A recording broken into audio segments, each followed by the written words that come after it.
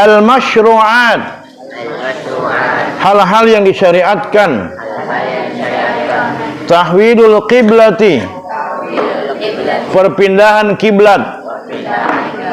Saumu Ramadana, puasa Ramadan. Zakatul fitri, zakat fitrah. Zakatul mali, zakat harta. Salatul aidaini, salat dua hari raya. Al-awwal, yang pertama, fi sanati tsaniyati minal hijrati, pada tahun kedua Hijriah, tahawwalatil qiblatu, kiblat berpindah atau terjadi perpindahan kiblat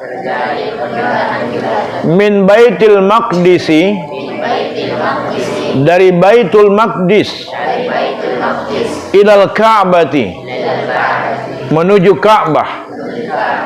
Ba'da an dhallal muslimuna, setelah kaum muslimin yastaqbiluna,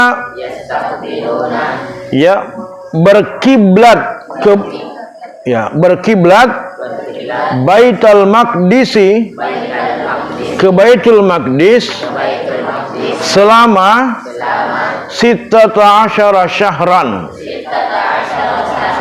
16 bulan, ya. Asani, wa fi syahri Sya'bana,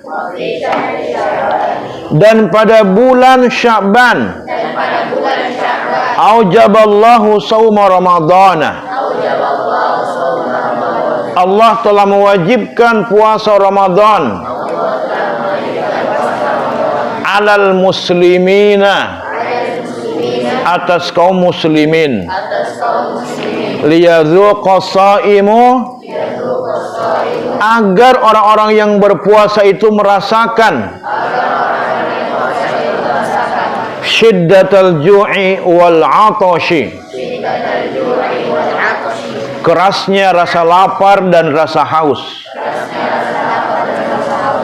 Fatalina nafsuhu, dan melembutkan hati mereka. Wa tahazzaba khuluquhu, dan membaguskan akhlaknya. Fayashula alaihi, dan memudahkan atasnya. Bazlus sadaqati, memberikan sedekah. As-salis, yang ketiga, wa fiha, dan pada tahun tersebut pula, aujaballahu zakatal fitri, Allah mewajibkan zakat fitrah. Rahmatan bil fuqara'i, sebagai bentuk kasih sayang kepada orang-orang yang fakir. Wal masakin, dan orang-orang yang miskin. Wad du'afai, dan orang-orang lemah. Wasaddan li hajatihim, dan untuk mencukupi kebutuhan mereka. Semuanya ikut. Wal idkhali sururi alaihim, supaya mereka bahagia. Ya. Atau supaya kebahagiaan atas mereka, maksudnya atas orang-orang miskin tadi. Ar-rabi', yang keempat, wa fiha, dan pada tahun itu pula, aujaba zakatal amwal, Allah mewajibkan zakat harta.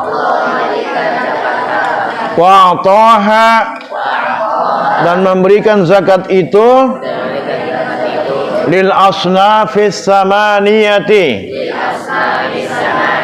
kepada 8 golongan. Litadumal mahabbatu, agar tetap terjaga kasih sayang atau kecintaan bainal aghniyai wal fuqara'i, antara orang-orang yang kaya dan orang-orang yang fakir. Fayata'awanu, dan mereka saling membantu. Wayatanasaru, dan mereka saling menolong. Wayantazimal amnu, sehingga terciptalah keamanan. Al-khamis, yang kelima, wa fiha, dan pada tahun itu pula, sanna salatal idaini, telah disunnahkan salat dua id. Salat dua hari raya maksudnya ya. Liyatamakkana abna'ul baladil wahid minal ijtima'i,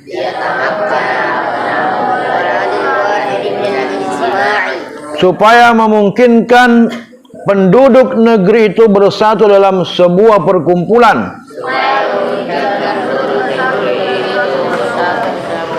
Fi yaumai Idul Fitr wa Idul Adha, pada dua hari raya, yaitu hari raya Idul Fitri dan Idul Adha. Ya. Jadi ini hukum yang di awal-awal terjadi pada tahun kedua Hijriah. Itu perpindahan kiblat, yang mana dulunya kaum muslimin mengarahkan kiblatnya ketika mereka sholat. Ya, setelah Nabi menerima perintah sholat, maka kiblatnya mengarah ke Baitul Maqdis. Ya. Lalu kemudian selama 16 bulan lamanya mereka ke Baitul Maqdis. Ya. Maka kemudian Allah Subhanahu wa taala memerintahkan mereka untuk mengarahkan kiblatnya ke Ka'bah, ke Masjidil Haram. Ya. Jadi Ka'bah di Masjidil Haram. Saat itu lagi sholat asar kalau tidak salah, kalau bukan zuhur, asar ketika itu. Nah, lalu kemudian mereka dalam keadaan ruku, ya, dalam keadaan ruku. Maka turunlah perintah Allah Subhanahu wa taala untuk mengubah kiblatnya. Jadi 100 berapa ini? 180 derajat. Ya, gitu ya. Dari sana ke sana. Gitu ya. 180 derajat. Ya, begitu. Jadi mengarahkan kiblatnya. Jadi mereka pada saat ruku itu langsung berputar. Langsung berputar. Ya. Gitu. Ke Baitul Haram, ya, ke kiblat. Ka'bah, ke Ka'bah. Nah, pada saat itu banyak orang-orang Islam, ya, itu yang kemudian murtad. Karena dianggap ini apalagi nih? Apalagi pengaruh dari orang-orang Yahudi. Ini Muhammad ini bikin-bikin sembarangan lagi ajaran-ajaran. Sudah jelas ke Baitul Maqdis, pindah lagi ke Ka'bah. Sehingga banyak ketika itu orang yang sudah masuk Islam murtad kembali. Bayangkan. Coba kita hidup pada masa itu, mungkin kita juga terpengaruh sama orang Yahudi barangkali. Ya, naudzubillah. Ya, untung kita hidup sekarang, cuma bisa baca ceritanya saja. Ya, ya, makanya Baitul Maqdis itu salah satu masjid yang dimuliakan, di mana kalau kita sholat di dalamnya, maka nilainya sama dengan 500 kali sholat di masjid yang lain. Jadi kalau di Masjid Al-Aqsa 500 kali, di masjid yang lain, kalau di Masjid Nabawi di Madinah itu 1000 kali dibandingkan masjid yang lain, maka di Masjidil Haram 100.000 kali dibandingkan masjid yang lain. Ya, makanya orang banyak yang selalu berlomba-lomba untuk berangkat ke sana menikmati sholat sunat atau sholat wajib. Satu kali sholat Jumat di Masjidil Aqsa sama dengan 500 kali sholat Jumat di luar Masjid Aqsa. Satu kali sholat Jumat di Masjid Nabawi sama dengan 1000 kali di masjid yang lain. Satu kali Jumat di Masjidil Haram sama dengan 100.000 di masjid yang lain. Makanya kemudian masjid ini, 3 masjid ini itu dimuliakan oleh Allah. Dia disucikan. Maka sekarang kan kondisinya Masjid Aqsa itu dikuasai oleh orang Yahudi, ya. Maka kaum muslimin harus punya kewajiban, punya perasaan membela Masjid Aqsa supaya terbebas dari cengkraman Yahudi. Itu ya. Ya begitu. Nah, sebenarnya Rasulullah sendiri itu sebenarnya selama beliau sholat menghadap ke Baitul Maqdis, beliau selalu berharap sholat itu bisa menghadap ke Ka'bah. Tapi Allah belum berikan izin. Nah, baru nanti pada tahun kedua Hijriah Allah berikan izin, ya. Kemudian yang kedua, pada bulan Sya'ban Allah mewajibkan puasa Ramadan. Ini kan sekarang ini bulan Sya'ban juga. Jadi sekarang ini tanggal 7 Sya'ban kalau tidak salah ya, 7 Sya'ban. Nah, pada bulan Sya'ban itu Allah pada tahun kedua Hijriah Allah mewajibkan puasa Ramadan.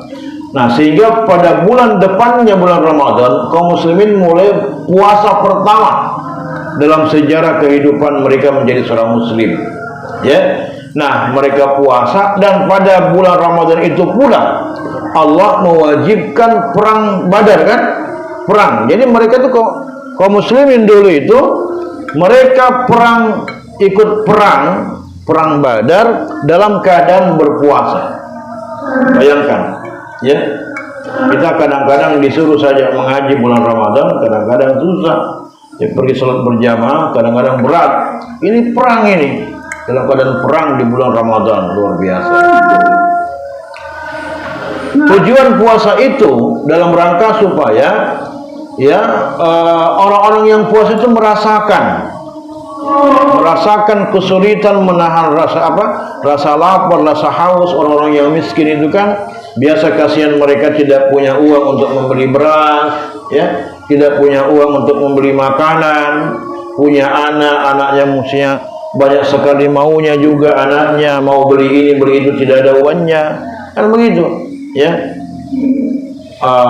Sehingga ya itu mereka kesulitan.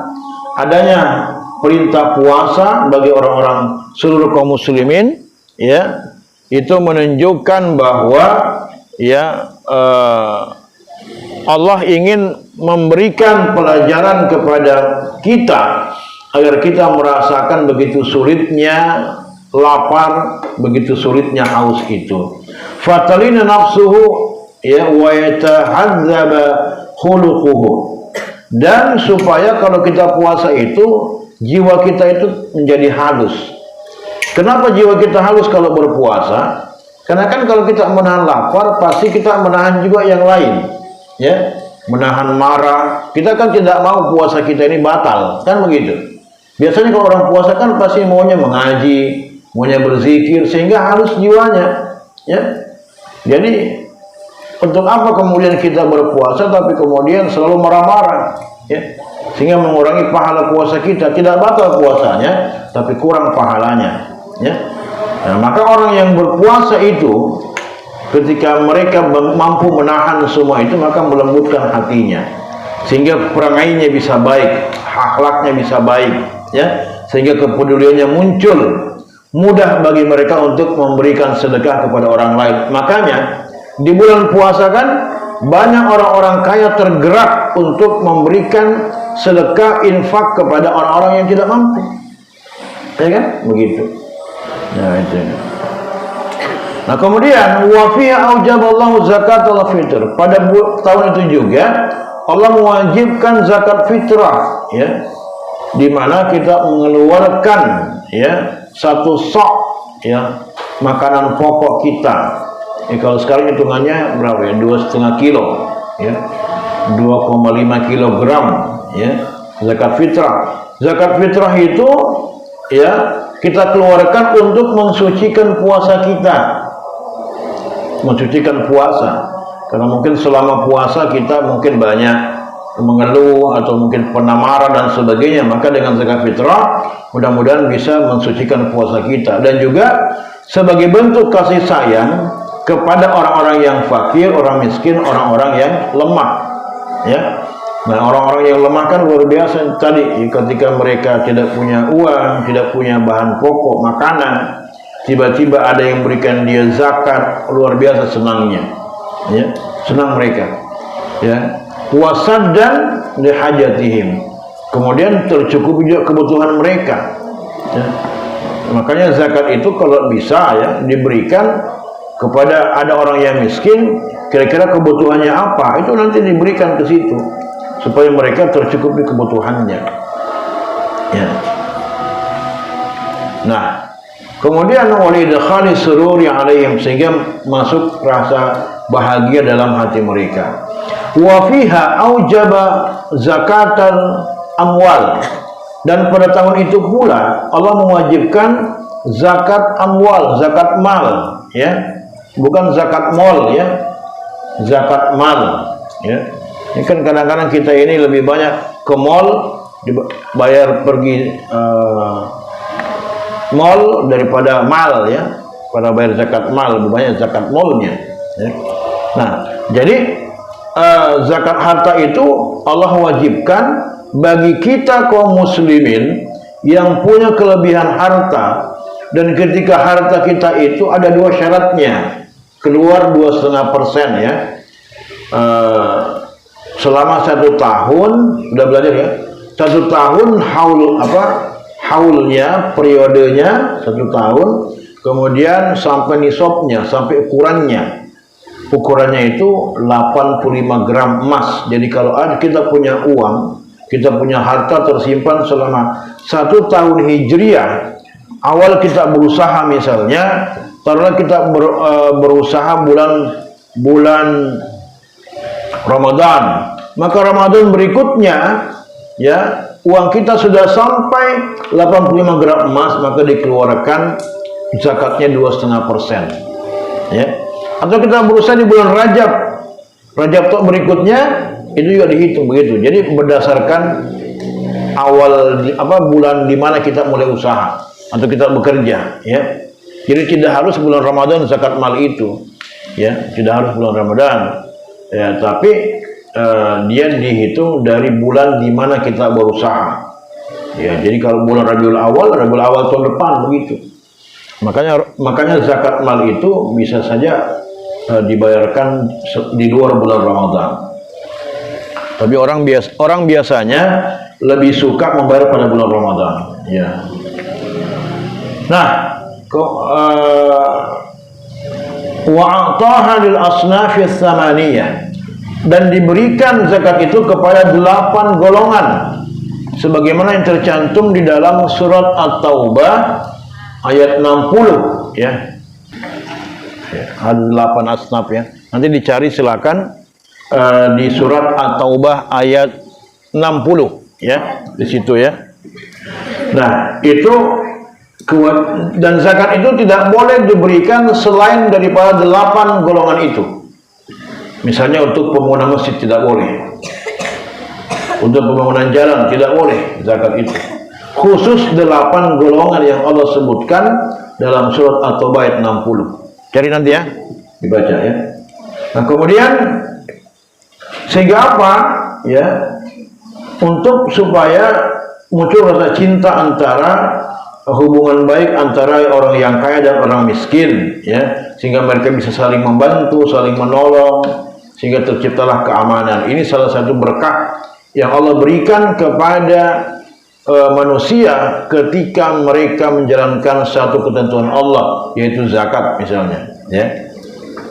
Wa fiha sanna salatul aidain, dan pada tahun itu juga telah disunnahkan salat 2 hari raya, yang mana supaya orang-orang di pada negeri itu, di satu negeri itu berkumpul mereka untuk melaksanakan salat Id, ya, yaitu pada hari raya Idul Fitri dan hari raya Idul Adha, ya.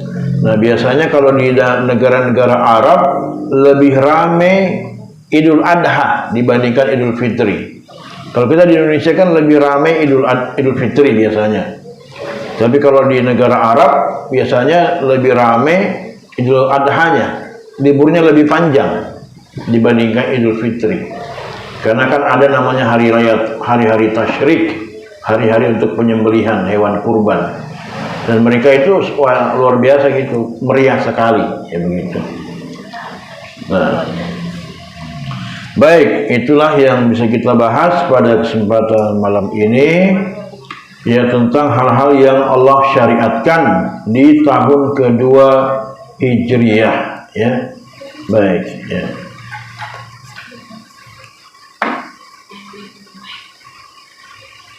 Dalam besar Allah Subhanahu wa taala, kita menutup majelis kita, ya, mudah-mudahan Allah Subhanahu wa taala memberikan kebaikan dan menambah ilmu kita semua, khususnya ilmu sirah nabawiyah ini, ya, dan senantiasa kecintaan kepada Nabi itu semakin bertumbuh, semakin tinggi kepada beliau. Kerinduan kita kepada Nabi itu semakin tinggi. Ya, ini kan kita belajar dua sejarah ya. Ada sirah nabawiyah dalam bentuk kitab Khulasatul Yakin, ada sirah nabawiyah dalam bentuk itu kita baca kitab Al-Barzanji, ya, yang judul aslinya adalah Iqdul Jawahir, kalung permata.